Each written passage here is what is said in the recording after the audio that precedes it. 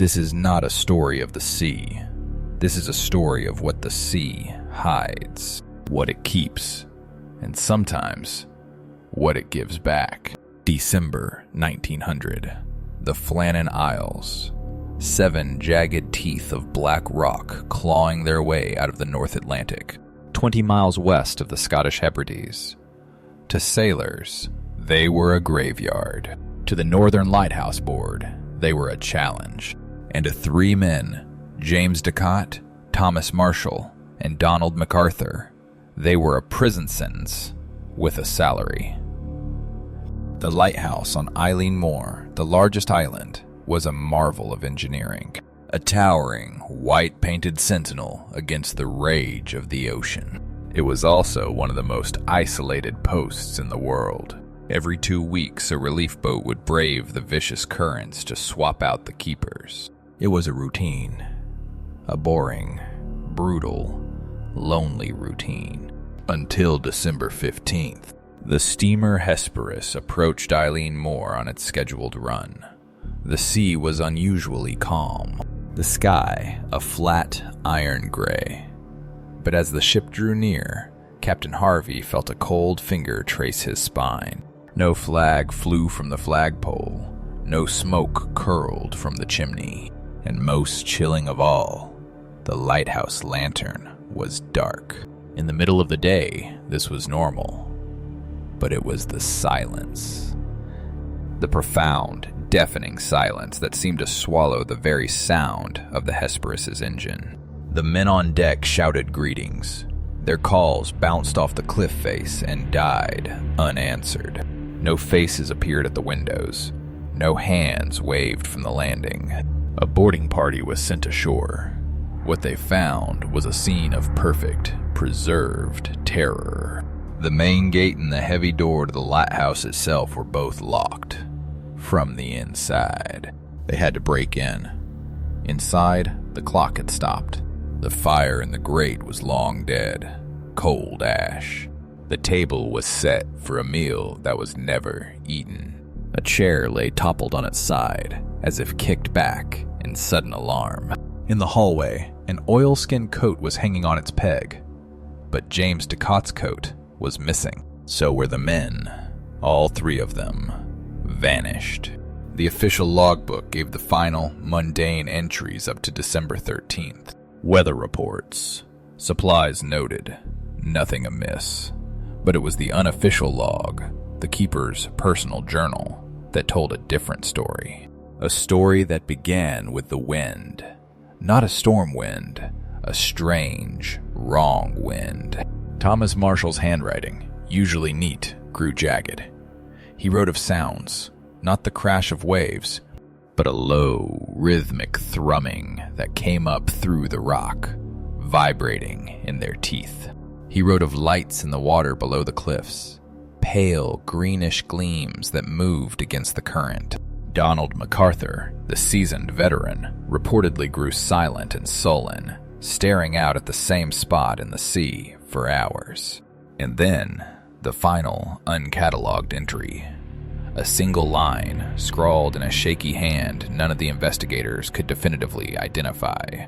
It is not the storm we should fear. The relief party searched every inch of the barren rock. They found the missing landing ropes, neatly coiled in the tool shed. They found the railway cart used to haul supplies on its tracks. Everything was in order. Perfect, meticulous order. It was as if the 3 men had simply evaporated from within their locked stone tower. The sea around the island showed no wreckage. The cliffs, no signs of a fall. The official inquiry called it a tragic accident. Perhaps they were all swept away while securing equipment in a sudden squall. But the weather log showed only moderate winds. And why would all 3 go out? Why would the most senior keeper leave without his coat? And why was the door locked behind them? The truth is far worse than an accident. To understand, you must not think of the Flannan Isle as a rock, but as an altar. And you must not think of the 3 keepers as victims of the sea, but as offerings to something that lives in the deep, quiet dark between the crashing waves. Something that called to them. Something that knew their names. This is not a mystery of the ocean. It is a horror of the void. And it began not on the day they vanished, but on the night the light changed. Let's talk about the light. A lighthouse beam is a mechanical thing, a precise, rotating flash of white clarity. It is mathematics and glass. It is not alive. But on Eileen Moore, in those final days, the men in the lamp room began to doubt that truth. The unofficial log entries, suppressed for years, describe it. The beam would sometimes thicken. The clean white light would gain a sickly greenish tinge, like the luminescence of rotting wood in a deep swamp. It would move, not in its steady arc, but in a slow, searching sweep, as if the lens itself were an eye, peering into the blackness with a sentient hunger. Thomas Marshall was the first to crack. A religious man, he took to carrying his Bible everywhere. He wrote of dreams, vivid, drowning dreams where the ocean outside the panes was not water, but a black, viscous oil, and shapes moved within it, vast and patient. He stopped eating the fish they caught. He claimed he could hear voices in the wind, whispering in a language that was all clicks and grinding stones. James Ducat, the principal keeper, tried to maintain order. He wrote stern reports to the mainland, requesting a relief on grounds of morale. But the supply ship was delayed by weather. The isolation became a pressure cooker. The strange phenomena escalated. They reported footsteps on the gallery outside, when all men were accounted for inside. The temperature in the lower rooms would drop suddenly, breath frosting in the air, while the lamp room above remained stifling hot. And the smells. Donald McArthur, the assistant, a man built like a barrel and afraid of nothing, reportedly gagged at the scent that sometimes wafted up the staircase. A sweet, cloying odor of decay and ozone, like a storm that had lightning in its heart. Then, on the night of December 12th, the log entries stop making sense altogether. The handwriting degenerates into a frantic scribble. The light won't listen. It looks where it wants to look. Ducat is at the window again. Won't speak. Just watches the water. Says he sees faces in the foam. The thrumming is in the walls now. It's in my bones. McArthur smashed the chronometer today. Said its ticking was talking to him. The final entry, the one that reads, "It is not the storm we should fear," is written on a torn slip of paper, shoved between the pages. Beneath it, in a different ink, almost etched into the paper, are two more words. "It climbs." Imagine their last night, the wind howling its unnatural song, the great lens above them turning with a slow gelatinous green gleam, illuminating not safe passage, but the monstrous, slick backs of things that broiled just below the surface. The thrumming vibration is now a physical presence, a pulse that matches their frantic heartbeats. They are not alone in the tower. They can hear it on the stairs, a wet, dragging sound.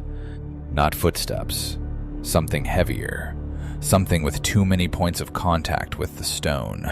The door to the lamp room is locked from the inside, but the sound comes from within their sanctuary, from the service room below, from the oil store. Ducat, the rational leader, is broken.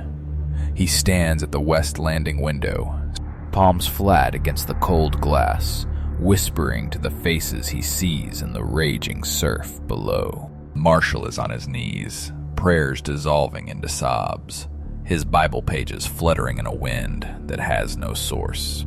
Inside the sealed room, McArthur, the tough one, has armed himself with a wrench. His eyes are wide, animalistic, fixed on the trap door in the floor, the one that leads down to the heart of the tower. The thrumming is loudest there, And then, a new sound. A scratch. Long, slow, deliberate, dragging across the underside of the iron trap door. Once, twice, a third time. It is the sound of something learning the shape of its cage and finding it lacking. The official store says they were swept away. Let's walk through that lie. A sudden, monstrous wave. All three men on the western landing, securing a crate. A wall of green water tears them from the rock. Plausible, but the crate was found secured. The ropes were neatly stored, and the door to the tower was found locked from the inside. The heavy, iron-bound door that took 2 men to shoulder open. No wave did that. Here is the darker geometry, the one that fits the locked door and the stopped clock and the coiled ropes. They weren't taken from outside. They were taken from within. And they opened the door for it. The final horror was not an attack. It was a summons, a compulsion. The thing in the deep, the source of the thrumming and the green light and the whispers, had finished its work on their minds. It didn't need to break down the door. It convinced one of them to open it. Picture it. The scratching at the trap door stops. An unbearable silence falls. Then, a voice. Not from below, it's in their heads. A voice that sounds like their own thoughts, but colder, older, dripping with the chill of the abyss. It speaks to Ducat, the leader. It shows him an image of his wife, back on the mainland. But her face is wrong. Her mouth is moving, screaming soundlessly. The door, the voice suggests, not in words, but in pure, injected panic. The danger is outside. You must get out. Get them out. Ducat, his sanity a shredded rag, obeys. He turns from the window, his eyes empty. He walks past the weeping Marshal, past the crouching McArthur. He unlatches the heavy main door. The storm wind shrieks in, extinguishing lamps, scattering papers. Out, he mutters. We have to get out. He stumbles onto the narrow landing. The other two, driven by herd instinct and a terror they can no longer comprehend, follow. The last man out, perhaps McArthur, a final spark of reason fighting through, reaches back and slams the door shut. A habit. A keeper's habit to secure the post. The lock clicks.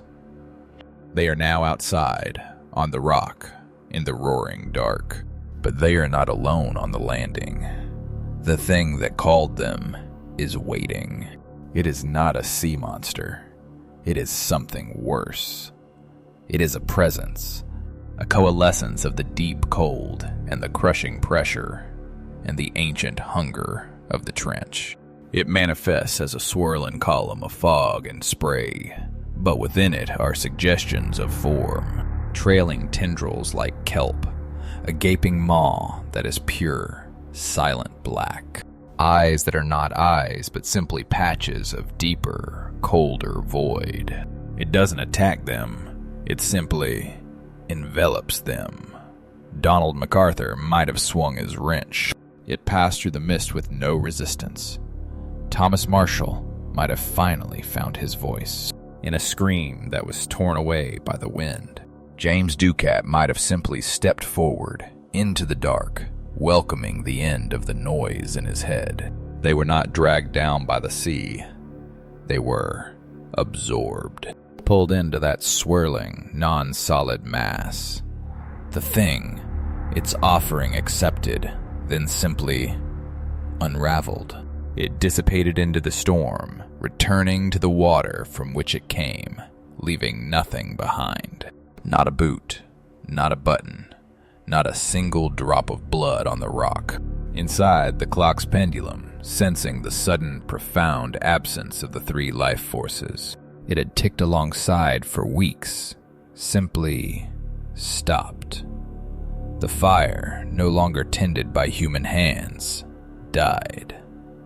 The table remained set, the chair lay toppled, and the great light above, now free of the compulsion, reverted to its simple, mechanical white, circling endlessly, illuminating an empty sea. The Flannan Isle Lighthouse is automated now. No human keeper has lived there for decades. The light flashes on, flashes off, a perfect, mindless cycle. But those who know the story, the real story, whispered in the pubs of the Hebridean, they'll tell you this. Sometimes, on the clearest, calmest nights, when the beam sweeps across a certain patch of black water, west of the island, its pure white light will falter. For just a single rotation, it will flicker and burn that same sickly, possessive green. And satellite phones on fishing boats in that area will sometimes fill with a burst of static. In that static, if you listen very closely, they say you can hear three things: the ragged end of a prayer, the clang of a wrench on stone, and the chilling, hollow click of a lighthouse door locking itself from the inside. The men of the Hesperus found a mystery. The world was given a comforting lie, but the sea knows the truth.